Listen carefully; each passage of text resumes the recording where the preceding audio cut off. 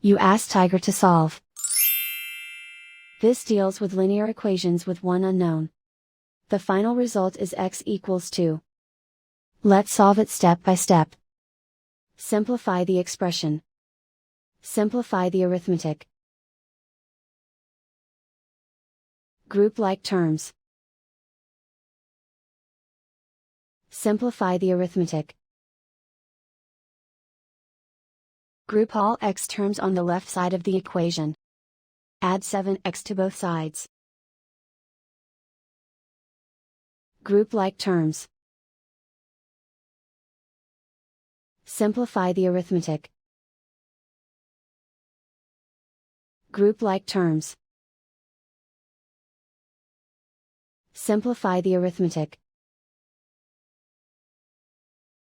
Group all constants on the right side of the equation. Add 1 to both sides. Simplify the arithmetic.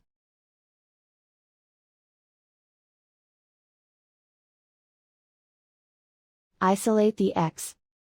Divide both sides by 13. Simplify the fraction.